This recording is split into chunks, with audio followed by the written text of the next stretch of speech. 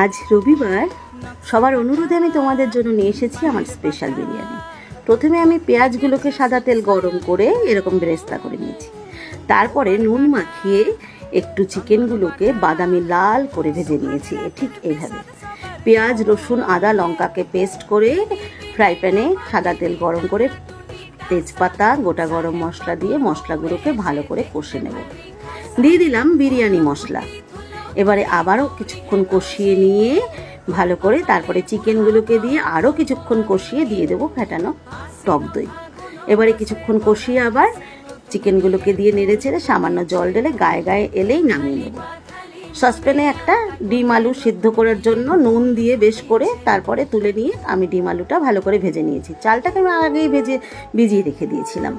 সসপ্যানে জল গরম করে তাতে বেশ খানিকটা নুন দিয়ে তেজপাতা, গোটা গরম মশলা দিয়ে চালগুলোকে ছেড়ে দেব। চালটা মোটামুটি সিদ্ধ হয়ে এলে, খুব ভালো করে সিদ্ধ করার দরকার নেই, এভাবে নামিয়ে নেব।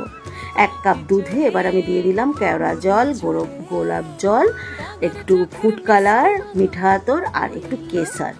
মিক্সচারটাকে ভালো করে মিশিয়ে নেব। এবার আমি বিরিয়ানি প্রিপারেশনের জন্য প্রথমে আমি চিকেনের লেয়ার দেব। একটু গ্রেভি ছড়িয়ে দিলাম, দিয়ে দিলাম এবার আমার করে রাখা রাইসটা, আর কিন্তু নুন দেব না। এবারে আমি ওই মিক্সচারটাকে ছড়িয়ে দিলাম, দিয়ে দিলাম আমার স্পেশাল মশলা। এবার দিলাম ছড়িয়ে একটু ঘি।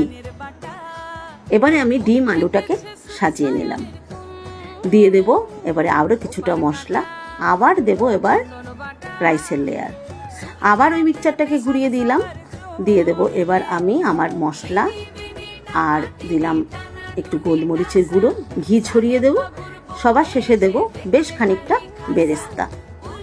এবার আমি ঢাকা চাপা দিয়ে প্রায় বেশ খানিকক্ষণের জন্য দমে বসাবো। হয়ে এলে একটু চামচে দিয়ে নেড়ে দেখে নেব হয়েছে কিনা। গায়ে লেগে না থাকলে বুঝে যাব হয়ে গেছে। ঢাকনাটা খুলে নিলেই রেডি আমার বিরিয়ানি। চলো সবাই খেয়ে নাও। এবার কেমন লাগলো জানিও কিন্তু।